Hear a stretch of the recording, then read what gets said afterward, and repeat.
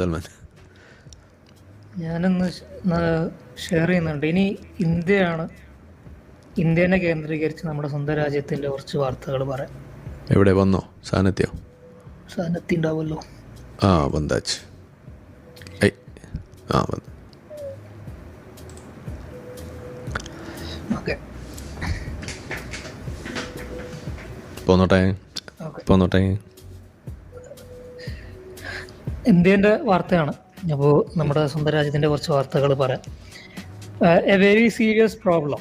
Economists warns North-South divide could lead to fate like USSR. നമ്മുടെ രാജ്യത്തിന്റെ ഒരു dynamics എന്ന് പറയുന്നത് ഡെമോഗ്രഫിക്സ്, എക്കണോമിക്, പൊളിറ്റിക്കൽ ഡെമോഗ്രഫിക്സ് എന്ന് പറയുമ്പോൾ അതിൽ എക്കണോമിക്, പൊളിറ്റിക്കൽ ഡെമോഗ്രഫിക്സ് എടുത്ത് നോക്കുമ്പോൾ സൗത്ത് ഇന്ത്യ എന്ന് പറയുന്ന ഒരു സ്ഥലവും നോർത്ത് ഇന്ത്യ എന്ന് പറയുന്ന ഒരു സ്ഥലമുണ്ട്. അപ്പോൾ ഇതിൽ സൗത്ത് ഇന്ത്യയിൽ, ആ പെനിൻസുലാർ ഇന്ത്യയിൽ ഭാഗമായിട്ടിരിക്കുന്ന സൗത്ത് ഇന്ത്യയിൽ ഇപ്പോൾ കാലങ്ങളായിട്ട് പോപ്പുലേഷൻ കുറവാണ്. നമ്മൾ ഈ ഒരു ഇന്ത്യയിൽ പോപ്പുലേഷൻ നിയന്ത്രിക്കണം എന്ന് പറഞ്ഞുകൊണ്ട് ഒരു നിയമാവലി വന്നിട്ടുണ്ടായിരുന്നു. അതിൻ്റെ അടിസ്ഥാനത്തിൽ വ്യക്തതയോടുകൂടി ആ പോപ്പുലേഷൻ കൺട്രോളിനെ മുന്നോട്ട് വെച്ചുകൊണ്ട് പ്രോഗ്രസ് ചെയ്തത് സൗത്ത് ഇന്ത്യയാണ്. നോർത്ത് ഇന്ത്യയിൽ ആ രീതിയിലുള്ള നിലപാടുകളും ഒന്നും മര്യാദക്ക് ചെയ്യാത്തത് കൊണ്ട് തന്നെ നോർത്ത് ഇന്ത്യയിൽ പോപ്പുലേഷൻ കൂടി, സൗത്ത് ഇന്ത്യയിൽ പോപ്പുലേഷൻ കുറഞ്ഞു. അപ്പോൾ അതുകൊണ്ട് തന്നെ പോപ്പുലേഷൻ വൈസ് നോർത്ത് ഇന്ത്യ കൂടുതലും സൗത്ത് ഇന്ത്യ കൂടുതലാണ്. ഏരിയ വൈസും അങ്ങനെ തന്നെയാണ്, പോപ്പുലേഷൻ വൈസും അങ്ങനെ തന്നെയാണ്. അപ്പോൾ നമ്മുടെ ഈ UP ഒക്കെ എടുത്ത് നോക്കി കഴിഞ്ഞു കഴിഞ്ഞാൽ UPന്റെ പോപ്പുലേഷൻ ഇന്ത്യയിലെ ഏറ്റവും പോപ്പുലേറ്റഡ് സ്റ്റേറ്റ് ആണ്. ഇന്ത്യൻ്റെ പോപ്പുലേറ്റഡ് സ്റ്റേറ്റ് കൊണ്ട് തന്നെ അവരുടെ ആ ഒരു ഗ്രാഫ് 1970s തൊട്ട് 2025 വെച്ച് നോക്കിക്കഴിഞ്ഞാൽ ആ ഒരു ഗ്രാഫ് നമ്മൾ എടുത്ത് നോക്കിക്കഴിഞ്ഞാൽ, ഡെമോഗ്രാഫിസിന്റെ ഗ്രാഫ് എടുത്ത് നോക്കിക്കഴിഞ്ഞാൽ അത് UPന്റെ ഗ്രാഫ് എക്സ്പോണൻഷ്യലി ഹൈ ആയിട്ട് പോകുന്നതും കേരളത്തിന്റെ ഗ്രാഫ് സ്റ്റാഗ്നന്റ് ആയിട്ട് ചെറിയ തോതിൽ പാറ്റ്യൂ ചെയ്ത് പോകുന്നത് നമുക്ക് കാണാൻ പറ്റും. സൗത്ത് ഇന്ത്യയിലെ ഏറ്റവും ഏറെക്കുറെ 4 സംസ്ഥാനങ്ങളിൽ 5 സംസ്ഥാനങ്ങളിൽ 4 സംസ്ഥാനങ്ങളിലെ അവസ്ഥ അങ്ങനെ തന്നെ, 4-5 സംസ്ഥാനങ്ങളിൽ. അപ്പോൾ ഈ ഒരു അടിസ്ഥാനത്തിൽ ഈ ഡെമോക്രസിന്റെ ഒരു ഗുണം, ഒരു കാര്യം എന്താണെന്ന് വെച്ച് കഴിഞ്ഞാൽ, ഡെമോക്രസിയിൽ ജനാധിപത്യം എന്ന് പറയുമ്പോൾ കൂടുതൽ ജനങ്ങൾ ഉള്ളത് വെച്ചിട്ടാണ് ഓരോ കോൺസ്റ്റിറ്റ്യുവൻസി വരുന്നത്. അപ്പോൾ അതുകൊണ്ട് തന്നെ നോർത്തിൽ കൂടുതൽ ജനസംഖ്യ ഉള്ളത് കൊണ്ട് തന്നെ അവിടെ കോൺസ്റ്റിറ്റ്യുവൻസീസ് കൂടുതലാണ്. അപ്പോൾ ഇതിലൊരു പൊളിറ്റിക്കലി സ്ട്രോങ് നോർത്ത് ഇന്ത്യയാണ്, പൊളിറ്റിക്കലി ലെസ് സ്ട്രോങ് സൗത്ത് ഇന്ത്യയാണ്. പക്ഷേ എക്കണോമിക്കലി സ്ട്രോങ് സൗത്ത് ഇന്ത്യയാണ്, എക്കണോമിക്കലി ലെസ് സ്ട്രോങ് നോർത്ത് ഇന്ത്യയാണ്. അപ്പോൾ ഇൻ ജനറലാണ് ഞാൻ പറയുന്നത്. നമ്മൾ ഈ സിറ്റി വൈസ് എടുത്ത് നോക്കുമ്പോൾ ഇപ്പോൾ ഡൽഹി ബോംബെ ഒക്കെ ഇന്ത്യസ് ലാർജസ്റ്റ് സിറ്റീസ് ആണ്. ട്രിവാൻഡ്രം, കൊച്ചിയും അല്ലെങ്കിൽ ചെന്നൈ ഒക്കെ അത് കഴിഞ്ഞിട്ട് വരുന്നുള്ളൂ. ഞാൻ സിറ്റി വൈസ് അല്ല പറയുന്നത്, മറിച്ച് ഒരു ജനറൽ ഔട്ട്ലുക്ക് നമ്മൾ എടുത്ത് നോക്കുമ്പോൾ അങ്ങനെയാണ് വരുന്നത്. ഇതിനൊരു കാരണം എന്താണെന്ന് വെച്ച് കഴിഞ്ഞാൽ, സൗത്ത് ഇന്ത്യയിലെ പ്രത്യേകിച്ച് കേരളത്തിലൊക്കെ ഒരു വികസനം എന്ന് പറയുന്നത് അതൊരു ഹോളിസ്റ്റിക് വികസനമായിരുന്നു.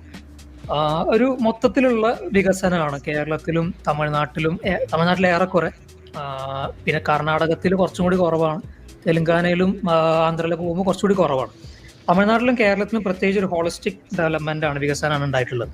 നോർത്തിലൊരു പ്രശ്നം എന്താണെന്ന് വെച്ച് കഴിഞ്ഞാൽ, നോർത്തിൽ ഒരു പോയിന്റ് വെച്ചിട്ട് ആ പോയിന്റ് ഇങ്ങനെ ഡെവലപ്പ് ചെയ്ത് കൊണ്ടുവരാണ് ചെയ്യുന്നത്. മറിച്ചൊരു എല്ലാ സ്ഥലത്തും വികസനം കൊണ്ടുവരാൻ, എല്ലാ സ്ഥലത്തും കോമൺ ആയിട്ട് ഒരു കണക്ടിവിറ്റി, നെറ്റ്വർക്കിംഗ് കൊണ്ടുവരാൻ, അങ്ങനത്തെ രീതിയിലുള്ള ഒരു വികസനം നോർത്തിൽ നടന്നിട്ടില്ല.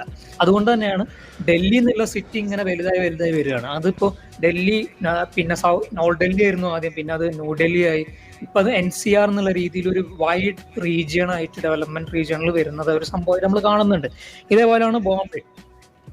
അപ്പോൾ ഇതേപോലെ അല്ല നമ്മുടെ സൗത്തിലെ അവസ്ഥ. സൗത്തിൽ എല്ലാ സ്ഥലത്തും ഒരു ഹോളിസ്റ്റിക് ഡെവലപ്മെന്റ്. അപ്പോൾ കേരളത്തിൽ തന്നെ നമ്മൾ എടുത്ത് നോക്കുകയാണെങ്കിൽ ട്രിവാൻഡ്രം, കൊച്ചി, അടുത്തടുത്തുള്ള സ്ഥലങ്ങളിൽ തന്നെ ടൗൺഷിപ്സ് ഡെവലപ്പ് ചെയ്ത് വരുന്ന ഒരു അവസ്ഥ നമ്മൾ കാണുന്നുണ്ട്. അതൊരു നല്ലൊരു കാര്യമാണ്. അപ്പോൾ ഇതിലൊരു പ്രശ്നം എന്താണെന്ന് വെച്ച് കഴിഞ്ഞാൽ, ഇതൊരു എക്കണോമിസ്റ്റ് വാൺ ചെയ്യുകയാണ് നോർത്ത് സൗത്ത് ഡിവൈഡിന്റെ അടിസ്ഥാനത്തിൽ. നമ്മുടെ ഒരു പൊളിറ്റിക്കലി സ്ട്രോങ് ആയിട്ടുള്ള നോർത്തും എക്കണോമിക്കലി സ്ട്രോങ് ആയിട്ട് സൗത്തും വരുമ്പോൾ അതിലുള്ളൊരു ഒരു ക്ലാഷ് വരികയാണ്. ഈ ഒരു ക്ലാഷ് മുന്നേ USSRന്റെ എക്സാമ്പിളിൽ ഉണ്ടായിരുന്നു എന്നുള്ളതാണ് പുള്ളിക്കാരൻ പറയണത്. ചരിത്രപരമായിട്ട് നമ്മൾ ലോകത്തിലെടുത്ത് നോക്കുമ്പോൾ പൊളിറ്റിക്കലി സ്ട്രോങ് ആയ സ്ഥലങ്ങൾ തന്നെയാണ് എക്കണോമിക്കലി സ്ട്രോങ് ആയിട്ട് നിൽക്കുന്നത് എന്നുള്ളതാണ്. പക്ഷെ ഇന്ത്യന്റെ ഒരു അവസ്ഥയിൽ അത് നേരെ വിപരീതമാണെന്നാണ് പറയുന്നത്. അത് പൊളിറ്റിക്കലി സ്ട്രോങ് ആയിട്ടുള്ളതല്ല എക്കണോമിക്കലി സ്ട്രോങ് ആയിട്ടുള്ളതല്ല പൊളിറ്റിക്കലി സ്ട്രോങ് എന്നുള്ളതാണ്. ഈ ഒരു അവസ്ഥേനെ നമ്മൾ മുന്നോട്ട് വെച്ചുകൊണ്ട്, അപ്പോൾ ഈ ഒരു അവസ്ഥേൻ്റെ സൊല്യൂഷൻ എന്താണെന്നാണ് പുള്ളിക്കാരനോട് ചോദിക്കുന്നത്. പുള്ളിക്കാരൻ തന്നെ പറയുന്നത് പുള്ളിക്കാരൻ ഇതിനൊരു സൊല്യൂഷൻ അറിയില്ല എന്നുള്ളതാണ്. അപ്പോൾ ഇതിലെന്താണ് സൊല്യൂഷൻ എന്നുള്ളത് നമ്മൾ ചിന്തിക്കേണ്ടിയിരിക്കുന്നു എന്നുള്ളതാണ്. അപ്പോൾ ഇതിന് എന്താ പറയുക, മിറ്റിഗേഷൻ ടെക്നിക്സ് പുള്ളിക്കാരൻ പറയുന്നുണ്ട്. രണ്ട് ഓപ്ഷൻസ് എന്തൊക്കെയാന്ന് പറഞ്ഞു കഴിഞ്ഞാൽ, നോർത്തിലുള്ള കൂടുതൽ ആൾക്കാർ സൗത്തിലോട്ട് മൂവ് ചെയ്യുക എന്നുള്ളതാണ്. അതിപ്പോൾ ഓൾറെഡി നമ്മൾ കണ്ടുകൊണ്ടിരിക്കുന്നുണ്ട്. ജോലി സംബന്ധമായിട്ട് ബാക്കിയുള്ള കാര്യങ്ങളൊക്കെ സൗത്തിലോട്ട് പോയി വന്നുകൊണ്ടിരിക്കുന്നുണ്ട്. അതിനപ്പുറത്തോട്ട് ഒരു എന്താ പറയുക, ഫോഴ്സ്ഡ് എക്സോഡസ് ഉണ്ടാക്കുക എന്നുള്ളത് ശരിയായ ഒരു പരിപാടിയല്ല. അതിനോട് നമുക്ക് യോജിപ്പില്ല. രണ്ടാമത്തെ ഒരു കാര്യം, an extreme shift towards southern states become 15 more times more prosperous than the north, effectively dominating the country. ഇതാണ് അടുത്തൊരു സംഭവം എന്ന് പറയുന്നത്, കൂടുതൽ പൈസക്കാരാവുന്നുള്ളത്. അതും പ്രശ്നമാണ്. കാരണം ഇപ്പോൾ ഈ സൗത്തിലാണ് ഇപ്പോൾ ഈ പറഞ്ഞ പോലെ ഇസ്ലാമിസ്റ്റ് സാധനങ്ങൾ പൊന്തി വരുന്നത്. അപ്പോൾ അങ്ങനത്തെ സാഹചര്യത്തിൽ ഇസ്ലാമിസ്റ്റ് സാധനങ്ങൾ സൗത്തിലുള്ളത് കൊണ്ട് തന്നെ ഈ ഒരു പ്രോസ്പെറസ് ആവുന്ന എന്നുള്ള രീതിയിലും ഡോമിനേറ്റ് ചെയ്യുന്നുള്ള രീതിയിലോട്ട് വന്നു കഴിഞ്ഞാലും പ്രശ്നമാണ്. അവിടെയാണ് ഈ നോർത്ത് സൗത്ത് പിന്നെ കൂടി കണക്കിക്കൊണ്ട് ഇന്ത്യ എന്നുള്ള രാജ്യമായിട്ട് സ്ട്രോങ് ആയി നിൽക്കുമ്പോൾ പല സാധനങ്ങൾ ന്യൂട്രലൈസ് ചെയ്യപ്പെടുന്ന ഒരു അവസ്ഥ വരുന്നത് ഉള്ളത്. അപ്പോൾ പിന്നെ ഉള്ളത് നാവ് വഴങ്ങുന്നില്ല.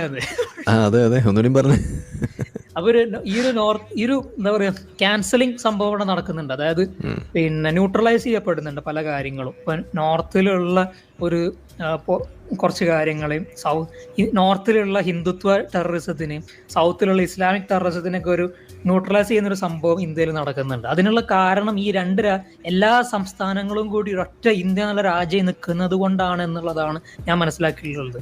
ഇതുകൊണ്ട് തന്നെയാണ് ഈ പെരിയാർ സൗത്ത് ഇന്ത്യ രാജ്യമാക്കണം, പിന്നെ അതാണ് കാസ്റ്റൈസത്തിൽ നിന്ന് രക്ഷയുള്ളൂ എന്ന് പറഞ്ഞപ്പോൾ അംബേദ്കർ പറഞ്ഞത്, കാസ്റ്റൈസത്തിൽ നിന്ന് രക്ഷ ഇതാണ് നീ ഉദ്ദേശിക്കുന്നുണ്ടെങ്കിൽ തെറ്റാണ്. ഇന്ത്യ എന്നുള്ള രാജ്യം ഒന്നാണ്, അത് we are Indians first and last എന്ന് അംബേദ്കർ പറഞ്ഞത്. അപ്പോൾ ഇങ്ങനത്തെ കുറേ പ്രശ്നങ്ങൾ ഇന്ത്യയിലുണ്ട്. ഇത് നമ്മൾ എന്താണ് പിന്നെ സൊല്യൂഷൻ എന്ന് നമ്മളൊക്കെ ചിന്തിച്ച് കണ്ടെത്തേണ്ടതാണ്. നമ്മൾ one of the most youngest population in the world ഇന്ത്യയിലാണ്. അപ്പോൾ അത് നമ്മൾ ഉപയോഗപ്പെടുത്തുക എന്നുള്ളതാണ് നമ്മൾ ചെയ്യേണ്ടത്. പിന്നെ ഇനി ഉള്ള അടുത്തൊരു വാർത്ത എന്ന് പറയുന്നത്, നമ്മൾ ഇതിനു മുന്നേ ഒരു വാർത്തയിൽ നമ്മൾ ചർച്ച ചെയ്തിട്ടുണ്ടായിരുന്നു. നമ്മുടെ ഇന്ത്യൻ അമേരിക്കൻസ്, ഈ ട്രംപ് ഇന്ത്യക്കെതിരെയുള്ള നിഗമനങ്ങളും പല കാര്യങ്ങളും പല ഡിസിഷൻസ് എടുക്കുമ്പോൾ ഇന്ത്യയിലെ അമേരിക്കൻസ് എന്താണ് ചെയ്യുന്നത് എന്നുള്ളൊരു ചോദ്യമായിട്ട് പുള്ളിക്കാരൻ എഴുതിയിട്ടുണ്ടായിരുന്നു. വീർ സംഘവി എന്ന് പറയുന്ന പിന്നെ പ്രിന്റിന്റെ ആള് തന്നെയാണ് അത് എഴുതിയിട്ടുള്ളത്. അപ്പോൾ അതിനൊരു പിന്നെ ഒരു ആൻസർ, ഒരു റിബട്ടൽ എന്നുള്ള രീതിയിൽ പിന്നെ സുഹാഗ് ശുക്ല എന്ന് പറയുന്ന ഇന്ത്യൻ അമേരിക്കൻ എഴുതിയ ആർട്ടിക്കിളാണത്. Shashi Tharoor misunderstands the diaspora, we are not proxies for India in the US. അപ്പോൾ പുള്ളിക്കാരൻ പറഞ്ഞ കുറച്ച് കാര്യങ്ങളുണ്ട്. ഇപ്പോൾ പുള്ളിക്കാരൻ്റെ കുറച്ച് കാര്യങ്ങൾ ഈ ഒരു ആർട്ടിക്കിളിൽ പറയുന്നത് എന്താണെന്ന് വെച്ച് കഴിഞ്ഞാൽ, ഇന്ത്യയിലുള്ള അമേരിക്കയിലുള്ള ഇന്ത്യക്കാർ അന്നും ഇന്നും പിന്നെ പലരും പിന്നെ ഇന്ത്യക്കൊപ്പം തന്നെയാണ് നിന്നിട്ടുള്ളത് എന്നുള്ളതാണ്.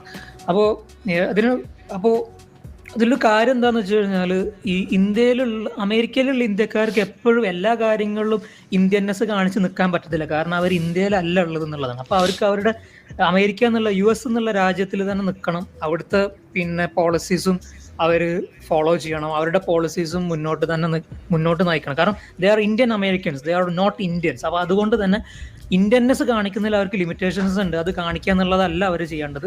പകരം അവർ ഡയസ്പോറ എന്നുള്ള രീതിയിൽ ഇന്ത്യനെ സപ്പോർട്ട് ചെയ്യുക എന്നുള്ളതാണ് ചെയ്യേണ്ടത്. അല്ലാതെ ഇന്ത്യൻനെസ് അവിടെ ചെന്നിട്ട് ഇപ്പം നമ്മൾ കുറേ കാലമായിട്ട് നമ്മൾ ഈ ചാനലിൽ തന്നെ ചർച്ച ചെയ്തിട്ടുള്ളതാണ്. അവിടെ ചെന്നിട്ട് ഹിന്ദുനെസ് കാണിക്കുക, അവിടെ ചെന്നിട്ട് നമ്മുടെ സംസ്കാരം കാണിച്ചിട്ട് പിന്നെ തേങ്ങ എറിഞ്ഞ് പൊട്ടിക്കുക, മറ്റേ കുംഭമേള നടത്തുക, അത് അല്ല ചെയ്യേണ്ടത് എന്നുള്ളതാണ് ഗണപതി വിഗ്രഹം മറ്റേ നദിയിൽ കൊണ്ടുപോയി മുക്കുക. അതെ. അപ്പോൾ പുള്ളിക്കാരൻ ഒരു ന്യൂവാൻസ്ഡ് ലുക്ക് ഔട്ട്ലുക്ക് ഇതിൽ തരികയാണ്. പുള്ളിക്കാരൻ പറയുന്നത് ഇതല്ല ഇന്ത്യക്കാർ ചെയ്യേണ്ടത്, മറിച്ച് ഇന്ത്യൻ അമേരിക്കൻസ് എന്നുള്ള രീതിയിൽ ഇന്ത്യനെ പിന്തുണയ്ക്കുക, പല പോളിസി മെഷേഴ്സിലും പിന്തുണയ്ക്കുക എന്നുള്ളതാണ് നമ്മൾ ചെയ്യേണ്ടത്. ആ ഒരു അടിസ്ഥാനത്തിൽ ഇന്ത്യൻ അമേരിക്കൻസ് പലതും ചെയ്തിട്ടുണ്ട് എന്നുള്ളതാണ് പറയുന്നത്. ചില എക്സാമ്പിൾസ് പുള്ളിക്കാരൻ പറയുകയാണ്. US India civil nuclear deal sign ചെയ്യാൻ കാരണം ഇന്ത്യൻ അമേരിക്കൻസ് ആണ് പിന്നിൽ എന്നുള്ളതാണ് പുള്ളിക്കാരൻ പറയുന്നത്. അതുപോലെ തന്നെ US based international religious freedom എന്ന് പറയുന്ന ഒരു സംഭവത്തിനെ പറ്റി നിങ്ങൾ വായിച്ചിട്ടുണ്ടാവും. ന്യൂസ് ഫോളോ ചെയ്യുന്ന ആൾക്കാരാണെങ്കിൽ നിങ്ങൾ വായിച്ചിട്ടുണ്ടാവും. അപ്പോൾ ഇത് ഒരു ലെഫ്റ്റ് വിങ് ഏജൻസിയാണ്. അപ്പോൾ അവർ പറയുന്നത് ഇന്ത്യയാണ് പോലും ഏറ്റവും റിലീജിയസ് ഫ്രീഡം ഇല്ലാത്ത സ്ഥലം, ഇന്ത്യയാണ് പോലും ഈ മുസ്ലിങ്ങളെ ഏറ്റവും കൂടുതൽ ആക്രമിക്കപ്പെടുന്ന സ്ഥലം. അപ്പോൾ അതിൻ്റെ അടിസ്ഥാനത്തിൽ ഇന്ത്യക്കെതിരെ സാങ്ഷൻസ് വേണമെന്ന് പറഞ്ഞിട്ട് ഈ ലെഫ്റ്റ് വിങ് സാധനം അവിടെ കുറേ ഒച്ചപ്പാടും ബഹളമൊക്കെ ഉണ്ടാക്കിയിരുന്നു. അതിനെ തടഞ്ഞത്, അതിനെ ബ്ലോക്ക് ചെയ്തത് ഇന്ത്യൻ അമേരിക്കൻസ് ആണ് എന്നാണ് പുള്ളിക്കാരൻ പറയുന്നത്. അപ്പോൾ ഇനി കുറച്ച് പല ആന്റി ഇന്ത്യ ബിൽസും അവിടെ പാസ് ചെയ്യാൻ നോക്കിയിട്ടുണ്ട് അവിടുത്തെ ലെഫ്റ്റ് വിങ് സാധനങ്ങൾ, ഇന്ത്യൻ കമ്മ്യൂണിസ്റ്റ് പാർട്ടിയായിട്ട് കൊല്യൂഡ് ചെയ്തിട്ട്. അപ്പോൾ അങ്ങനത്തെ സാധനങ്ങളൊക്കെ ചേർത്ത് നിന്നിട്ട് ഇന്ത്യൻ അമേരിക്കൻസ് ആണ് ബാക്കിൽ നിന്ന് എന്താ പറയുക സ്റ്റേജിന് പെല്ലിന്ന് വർക്ക് ചെയ്തിട്ടുള്ളത് എന്നുള്ളതാണ് അവർ പറയുന്നത്. അതിന്റെ ഏറ്റവും വലിയ എക്സാമ്പിൾ ആണ് അബ്രഗേഷൻ ഓഫ് 370 എന്ന് പറഞ്ഞ സംഭവം. അബ്രഗേഷൻ ഓഫ് 370 എന്ന് പറഞ്ഞ 370 ആർട്ടിക്കിൾ എടുത്തു കളഞ്ഞാൽ ഇന്ത്യക്കെതിരെ സാങ്ഷൻസ് കൊണ്ടുവരാൻ അവിടെ ലെഫ്റ്റുകൾ കടന്ന് കളിച്ചിട്ടുണ്ടായിരുന്നു. ഇത് ഇന്ത്യക്കാരായിട്ടുള്ള ലെഫ്റ്റുകൾ തന്നെയാണ് ഞാൻ പറയുന്നത്. ഇന്ത്യക്കാരായിട്ടുള്ള ലെഫ്റ്റുകളുടെ കാര്യം തന്നെയാണ് ഞാൻ പറയുന്നത്. ഇന്ത്യൻ അമേരിക്കൻസ് ആയിട്ട് വരുന്ന ലെഫ്റ്റുകളും ഇസ്ലാമിസ്റ്റുകളും തന്നെയാണ്, ഇസ്ലാമോ ലെഫ്റ്റിന്റെ സംഭവങ്ങൾ തന്നെയാണ് പറയുന്നത്. അവർ തന്നെ ഇതിന്റെ അടിസ്ഥാനത്തിൽ ഇന്ത്യനെ ബാൻ ചെയ്യാൻ കൊണ്ടുവന്നപ്പോൾ ഇന്ത്യന് സാങ്ഷൻസ് ആണെന്ന് പറഞ്ഞപ്പോൾ അതിനെതിരെ ഇന്ത്യൻ അമേരിക്കൻസ് ചേർത്ത് നിന്നു എന്നാണ് പറയുന്നത്. ഇനി അടുത്തത് പാകിസ്ഥാനായിട്ട് അപ്പോഴൊക്കെ കൂടുതൽ അടുപ്പങ്ങൾ കാണിച്ചപ്പോഴും ഇന്ത്യൻ അമേരിക്കൻസ് അവിടെ ഒരു ബഫർ കൊണ്ടുവരാൻ നോക്കിയിട്ടുണ്ട് US എന്നുള്ളതാണ് പുള്ളിക്കാരൻ പറയുന്നത്. അപ്പോൾ ഇങ്ങനത്തെ കുറച്ച് കാര്യങ്ങൾ ഇന്ത്യക്കാർ അവിടെ ചെയ്തിട്ടുണ്ട് എന്നുള്ളതാണ് പറയുന്നത്. പുറത്ത് വന്നിട്ട് പറഞ്ഞ് ഒലിപ്പിക്കാനുള്ളതിന് പകരം അവർ ഇന്ത്യൻനെസ്, പാട്രിയോട്ടിസം കാണിച്ചുകൊണ്ട് അവർ ചെയ്യുന്നത് ആയതുകൊണ്ട് അവർക്ക് അതിന് പ്രശംസ അവരെ അറിയിക്കാത്തത് കൊണ്ട് അതൊന്നും പുറത്തു പോയി പറയാത്തത് എന്നുള്ളതാണ് പുള്ളിക്കാരൻ പറയുന്നത്. ഇനി പുള്ളിക്കാരൻ പറയുന്ന കുറച്ച് കാര്യങ്ങൾ, ഇങ്ങനത്തെ കുറച്ച് കാര്യങ്ങൾ പുള്ളിക്കാരൻ പറയുന്നുണ്ട്. ഇനി വേറെ കുറച്ച് കാര്യങ്ങൾ പുള്ളിക്കാരി ആർട്ടിക്കിളിൽ പറയുന്നത്, ട്രംപ് എന്തുകൊണ്ട് ഫസ്റ്റ് ട്രംപിയൻ റൂളിൽ ട്രംപ് ഒരിക്കലും ഇത്ര അധികം ആന്റി ഇന്ത്യ ആയിട്ട് നിന്നിട്ടുണ്ടായിരുന്നില്ല. പക്ഷെ ഈ ഒരു സെക്കൻഡ് ട്രംപ് വേർഷനിലാണ് പുള്ളിക്കാരൻ ഇങ്ങനൊരു സംഭവം ചെയ്തുകൊണ്ടിരിക്കുന്നത് എന്നുള്ളതാണ്. അതിന് കാരണം നമ്മളിതിന് മുന്നേ പറഞ്ഞിട്ടുണ്ട്. റഷ്യ ട്രംപ് പറയുന്ന കേൾക്കാത്തത് കൊണ്ട് ഇന്ത്യ ഒരു ഈസി ടാർഗറ്റ് ആയതുകൊണ്ട് തന്നെ ഒരു സ്കേപ്പ് ഗോട്ട് ചെയ്യുന്ന ഒരു അവസ്ഥ നമ്മൾ ഉക്രൈൻ വാറിൽ നമ്മൾ US ഇന്ത്യനോട് കാണിക്കുന്നത് നമ്മൾ കണ്ടിട്ടുണ്ട്. അപ്പോൾ അത് നമ്മൾ ഇതിന് മുന്നത്തെ ഒരു ചാനൽ ചർച്ചയിൽ നമ്മൾ സംസാരിച്ചതാണ്. അപ്പോൾ അതിന്റെ അടിസ്ഥാനത്തിൽ അങ്ങനെ ഒരു സംഭവങ്ങൾ ഇവിടെ ഒരു ഭാഗത്ത് കൂടി നടക്കുന്നുണ്ട്. ഇതിനെക്കാട്ടിലും അപ്പുറം വേറെ കുറച്ച് കാര്യങ്ങളോട് ഇതിൽ നടക്കുന്നുണ്ട് എന്നുള്ളതാണ് പറയുന്നത്. സെക്കൻഡ് ട്രംപിയൻ എറയിൽ, സെക്കൻഡ് ട്രംപ് ഗവൺമെന്റിൽ ട്രംപിന്റെ ചുറ്റും കുറച്ച് ആൾക്കാർ ഇരിക്കുന്നുണ്ട്. കുറച്ചൊരു സൈക്കോഫൻ ലോബി എന്ന് പറയുന്നത്. ഇപ്പോൾ രാഹുൽ ഗാന്ധിന്റെ ചുറ്റും ഇരിക്കുന്ന പോലെ ഒരു സൈക്കോഫൻ ലോബി ട്രംപിന് ചുറ്റും ഇരിക്കുന്നുണ്ട്. ഈ ഗ്രൂപ്പാണ് ട്രംപിനെ അഡ്വൈസ് ചെയ്തുകൊണ്ടിരിക്കുന്നത് എന്നുള്ളതാണ്. ഈ ഗ്രൂപ്പ് ഒരു പ്രോബ്ലമാറ്റിക് ഗ്രൂപ്പാണ്. കുറച്ച് ഇന്ത്യൻ്റെ വികസനം കുറയാൻ കാരണം ബ്രാഹ്മിൻസ് ആണെന്നൊക്കെ പറഞ്ഞ രീതിയിലുള്ള സംസാരങ്ങൾ ഇപ്പം ആ ഗ്രൂപ്പിലുള്ള പല ആൾക്കാരും സംസാരിക്കുന്നതായിട്ട് നിങ്ങൾ കേട്ടിട്ടുണ്ടാവും. പലപ്പോഴായിട്ട് ഇപ്പം അടുത്ത ന്യൂസുകളിൽ വന്നിട്ടുള്ളതാണ്. അപ്പം അങ്ങനത്തെ ഒരു രീതിയിലുള്ള ഒരു വേർഷൻ മുന്നോട്ട് വെക്കുന്ന ഈ ലെഫ്റ്റുകൾ എങ്ങനെയാണ് ആന്റി ഇന്ത്യ സാധനങ്ങൾ പറഞ്ഞ് നടന്നിരുന്നത്, അതേ സാധനങ്ങൾ ഇപ്പം ഈ ഒരു ഗ്രൂപ്പ് പറഞ്ഞ് നടക്കുന്നതായിട്ട് പുള്ളിക്കാരൻ പറയുന്നുണ്ട്. അപ്പം ഈ ഒരു ഗ്രൂപ്പിൻ്റെ ആ ഒരു സർക്കിൾ ഭേദിച്ചുകൊണ്ട് പുറത്തുനിന്ന് ഒരാൾക്ക് കയറാൻ പറ്റുന്നില്ല ഇപ്പോഴത്തെ ഈ ട്രംപിൻ്റെ സെക്കൻഡ് ട്രംപ് എറയിൽ എന്നുള്ളതാണ് ഇപ്പം ട്രംപിൻ്റെ ഈ ഒരു കുറച്ചുള്ള എന്താ പറയുക കാറ്ററ്റോണിക് എന്ന് പറയുന്നത് കാറ്റസ്ട്രോഫിക് ആയിട്ടുള്ള ബൈപ്പോളർ ആയിട്ടുള്ള കുറച്ച് ഇന്ത്യക്കെതിരെയുള്ള ഡിസിഷൻ മേക്കിങ്ങിന് കാരണം എന്നുള്ളതാണ് പുള്ളിക്കാരൻ പറയുന്നത്. പക്ഷെ പുള്ളിക്കാരൻ ഹോപ്പ് പറയുന്നുണ്ട്, പ്രതീക്ഷ വെക്കുന്നുണ്ട്. അതായത് ഈ ഒരു ഗ്രൂപ്പിന്റെ ഉള്ളിലോട്ട് കയറാൻ വേണ്ടി എന്നെ പോലുള്ള ഇന്ത്യൻ അമേരിക്കൻ ശ്രമിക്കുന്നുണ്ട്. അതേപോലെ ട്രംപിന്റെ തന്നെ സണ്ണിലോ ആയിട്ടുള്ള ആളുണ്ട്. പുള്ളിക്കാരനാണ് ഇപ്പൊ ഈ ഒരു നമ്മുടെ ഈ സീസ് ഫയറിന് കാരണം, പലസ്തീൻ ഇസ്രായേൽ സീസ് ഫയറിന് കാരണം. അപ്പോൾ അങ്ങനത്തെ കുറച്ച് ആൾക്കാർ കുറച്ചും കൂടി ഇന്ത്യൻ അമേരിക്കൻസ് ആയിട്ട് സുഹൃത്തുക്കളായിട്ടുള്ള ആൾക്കാരുണ്ട്. അപ്പോൾ ഭാവിയിൽ ഇപ്പോൾ ഈ ഒരു വർഷം ടൊമൾട്ടസ് ആയിരുന്നു, ഇനി അങ്ങോട്ടുള്ളത് കുറച്ചുകൂടി ഹോപ്പ്ഫുള്ളാക്കി ശ്രമിക്കാം, ഹോപ്പ്ഫുൾ ആവാം, ചിലപ്പോൾ മാറി എന്നിരിക്കാം എന്നുള്ളതാണ് പുള്ളിക്കാരൻ പറയുന്നത്. ഇനി വേറെ കുറച്ച് കാര്യങ്ങൾ നമ്മൾ ഇതിൽ കേൾക്കാനുണ്ട്. ഈ ലെഫ്റ്റ് വിങ് എന്ന് പറഞ്ഞ സാധനം, ലെഫ്റ്റിസം എന്ന് പറയുന്ന സാധനം, അല്ലെങ്കിൽ ഈ ലെഫ്റ്റ് ലിബറൽ വോക്സ്റ്റർ എന്ന് പറയുന്ന ആ ഒരു ലോബി ചരിത്രപരമായിട്ട് ഇന്ത്യക്കെതിരായിരുന്നു. ഇന്ത്യൻ അമേരിക്കൻസിന്റെ ഉള്ളിലുള്ള ലെഫ്റ്റ് ലോബിയും ഇന്ത്യയിലുള്ള ലെഫ്റ്റ് ലോബിയും ഇന്ത്യയിലുള്ള ആ ഒരു ലെഫ്റ്റ് ലോബിന്റെ തന്നെയാണ് ഇന്ത്യയിലെ ലെഗസി മീഡിയ എന്ന് പറയുന്നത്. അതേ ഈ നമ്മുടെ ഈ ഒരു ഹിന്ദു, ഇന്ത്യൻ എക്സ്പ്രസ്, പിന്നെ വയർ, ഇങ്ങനത്തെ കുറേ ലെഗസി മീഡിയകളുണ്ട്, നമ്മുടെ ദേശാഭിമാനം, അങ്ങനത്തെ സാധനങ്ങളൊക്കെ ഉണ്ട്. ഇതൊക്കെ ചരിത്രപരമായിട്ട് ലെഫ്റ്റിസ്റ്റ് സാധനങ്ങൾ. ഈ ലെഫ്റ്റിസ്റ്റ് സാധനങ്ങൾ തുടക്കം തൊട്ടേ ആന്റി ഇന്ത്യ ആയിരുന്നു എന്ന് പുള്ളിക്കാരൻ പറയുന്നുണ്ട്. ഇനി ഈ ഒരു ഗ്രൂപ്പിനെ ഫണ്ട് ചെയ്ത് കൊടുക്കുന്നത് tides open society and Ford എന്ന് പറയുന്ന കുറച്ച് പിന്നെ കോർപ്പറേറ്റ് ലോബി US ഫണ്ട് ചെയ്യുന്നുണ്ട് ഇങ്ങനത്തെ സാധനങ്ങൾ. ഇതിലാണ് നമ്മുടെ ജോർജ് സൊറോസ് എന്നൊക്കെ പറയുന്ന ആൾക്കാർ വരുന്നത്.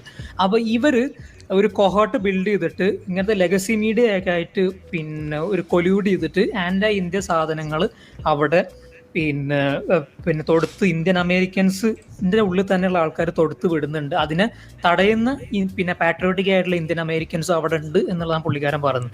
അതിന് കാരണം ഈ ഒരു 3 സൊസൈറ്റികളാണ്. അത് ഇവർ പിന്നെ ഈ ഇസ്ലാമിസ്റ്റുകളെ കോളിയൂഡ് ചെയ്തിട്ട് ഇന്ത്യയിലും ഈ പറഞ്ഞ പോലത്തെ ആന്റി ഇന്ത്യ സെന്റിമെന്റ്സ് തൊടുത്ത് വിടുന്നുണ്ട് എന്നുള്ളതാണ് പുള്ളിക്കാരൻ പറയുന്നത്. അപ്പോൾ പിന്നെ ഈ legacy media, leftist legacy media എന്ന് പറയുന്നത് തുടക്കം തൊട്ട് ഇന്ത്യക്കെതിരായിരുന്നു എന്നുള്ളതാണ് പുള്ളിക്കാരൻ പറയുന്നത്. അപ്പം ഇങ്ങനത്തെ കുറച്ച് കാര്യങ്ങൾ, കുറച്ച് ഇൻസൈറ്റ്ഫുൾ ആയിട്ടുള്ള കാര്യങ്ങൾ ഈ ആർട്ടിക്കിൾ പറയുന്നുണ്ട്. അതുകൊണ്ട് ചർച്ച ചെയ്യണമെന്ന് തോന്നി, അതുകൊണ്ട് നമ്മൾ പറഞ്ഞതാണ്. ഇനി അടുത്തത് ഇത് പറയുന്നത് ഇനി കുറച്ച് മെഡിസിനായിട്ട് ബന്ധപ്പെട്ടിട്ടുള്ളതാണ്. ഫസ്റ്റ് ആർട്ടിക്കിൾ ന്യൂട്രീഷൻ മെഡിസിൻ ആണ്. ആരിഫായി കുറച്ചും കൂടി കാര്യങ്ങൾ ഇതിൽ പറയാൻ പറ്റും തോന്നുന്നു. There is A north south divide in urban India's vitamin D deficiency shows new study. അതായത് നമ്മുടെ വൈറ്റമിൻ ഡി ഡെഫിഷ്യൻസി ഇന്ത്യയിൽ കൂടുതലായിട്ട് വരുന്നുണ്ട് എന്നുള്ളതാണ് പുതിയ പഠനം പറയുന്നത്. പുതിയ പഠനം പ്രകാരം ഇന്ത്യയിൽ വൈറ്റമിൻ ഡെഫിഷ്യൻസി 20% അടുത്ത് എത്തിയിട്ടുണ്ട് എന്നുള്ളതാണ് പറയുന്നത്. പൊതുവേ നമ്മുടെ ഈ ഇന്ത്യയിൽ നിന്ന് വൈറ്റമിൻ ഡെഫിഷ്യൻസി നമ്മൾ കേൾവിയില്ല. നമ്മുടെ യൂറോപ്പിലൊക്കെ ഇത് ഭയങ്കര കോമൺ ആണ്, പ്രത്യേകിച്ച് നോർഡിക് കൺട്രീസിൽ. കാരണം സൂര്യവെളിച്ചം വളരെ കുറവായതുകൊണ്ട് നമ്മൾ എന്നിട്ട് ഈ വൈറ്റമിൻ ഡി സപ്ലിമെന്റ്സ് നമ്മൾ കഴിക്കും. അതെ, അപ്പൊ അത് നമ്മൾ കഴിക്കാറുണ്ട്. അപ്പൊ അങ്ങനത്തെ ഒരു സംഭവം ഉണ്ട്. അപ്പൊ ഇത് ഇപ്പൊ ഇന്ത്യയിലും കടന്നു വരുന്നുണ്ടെന്ന് പറയുമ്പോൾ നമ്മളൊക്കെ ഈ സപ്ലിമെന്റ്സ് കഴിക്കേണ്ട ഒരു അവസ്ഥയിലോട്ട് പോകുന്നുണ്ട് എന്നുള്ളതാണ്. അപ്പൊ ഈ ഒരു ഡിവൈഡിലും പിന്നെ നമ്മുടെ സൗത്ത് ഇന്ത്യ കൂടുതൽ ഡെവലപ്ഡ് ആയതുകൊണ്ട് തന്നെ അവിടെ കുറച്ച് കുറവാണെന്നാണ് പറയുന്നത്. പിന്നെ ഈ നോർത്തിൽ കുറച്ചും കൂടി കൂടുതലുണ്ടെന്നാണ് പറയുന്നത്. South India stands out with 51.6% of deficient individuals എന്നുള്ളത്. കേരളത്തിലാണ് കൂടുതൽ, followed by Puducherry and Tamil Nadu എന്നുള്ളതാണ്. സെൻട്രൽ ഇന്ത്യയിൽ കുറവാണ്, മഹാരാഷ്ട്രയിലൊക്കെ 42.9% ഉണ്ട്. നോർത്ത് ഇന്ത്യയിൽ 44.9% ആണ്. ഏറ്റവും കൂടുതൽ കുറവുള്ളത് നോർത്ത് ഈസ്റ്റിലാണ്. പറയുമ്പോൾ ഇന്ത്യയിലെ ഏറ്റവും ലെസ് ഡെവലപ്ഡ് ആയിട്ടുള്ള ഏരിയ ആണ് നോർത്ത് ഈസ്റ്റ് പറയുമ്പോൾ. അപ്പോൾ അങ്ങനത്തെ കുറച്ച് ഡിവൈഡ്സും കാര്യങ്ങളൊക്കെ ഉണ്ട്. അപ്പോൾ ഈ ഒരു രീതിയിൽ വൈറ്റമിൻ ഡി ഡെഫിഷ്യൻസി വരും, വൈറ്റമിൻ ഡി സപ്ലിമെന്റ്സ് എടുക്കേണ്ട ഒരു അവസ്ഥ നമ്മളൊക്കെ ഇന്ത്യക്കാർ ശ്രദ്ധിക്കേണ്ടതുണ്ട് എന്നുള്ളതാണ് എനിക്ക് തോന്നുന്നത്. പിന്നെ വേറൊരു കാര്യം ഇതിൽ എന്താണ് പറയാനുള്ളത് എന്ന് വെച്ചാൽ നമ്മുടെ ട്രോപ്പിക് ക്ലൈമറ്റ് ചേഞ്ച് കൊണ്ടും ഗ്ലോബൽ വാർമിംഗ് കൊണ്ട് തന്നെ ഇന്ത്യയിൽ ഇപ്പോൾ ഉള്ള സമ്മറിൽ ഉണ്ടാകുന്ന ഈ വെയിൽ എന്ന് പറയുന്നത് പലരിലും ഈ സൺബേൺ ഒക്കെ ഉണ്ടാക്കുന്നുണ്ട്. അപ്പം അങ്ങനത്തെ ഒരു രീതിയിൽ നമ്മൾ സൂര്യൻ്റെ നേരെ പോയിട്ട് നിൽക്കാനും പാടില്ല, അതും പ്രശ്നമാണ്. ഈ പോക്ക് വെയിൽ കൊള്ളുന്നതാണ് നല്ലത്. ഈ രാവിലെയും രാത്രിയും വരുന്ന സണ്ണിൻ്റെ ഒരു റെഡ് ലൈറ്റ് വരുന്നൊരു സമയമുണ്ട്. ആ സമയത്ത് നമ്മൾ പുറത്തിറങ്ങി കളിക്കുന്നതും ക്രിക്കറ്റ് കളിക്കുന്നതും ഫുട്ബോൾ കളിക്കുന്നതൊക്കെയാണ് നന്നാവുക എന്നുള്ളതാണ് ഈ വേറൊരു പോംവഴി ആർട്ടിക്കിളിൽ പറയുന്നത്. പിന്നെ പറയുന്നത് ഈ ഗ്ലോബൽ വാർമിംഗ് വഴിയുള്ള പ്രശ്നം ആയതുകൊണ്ട് തന്നെ കൂടുതൽ ഇൻഡോഴ്സിൽ നിൽക്കാൻ ഇഷ്ടപ്പെടുന്ന ഒരു അവസ്ഥയിലോട്ട് നമ്മൾ മാറുന്നുണ്ട് എന്നുള്ളതാണ്.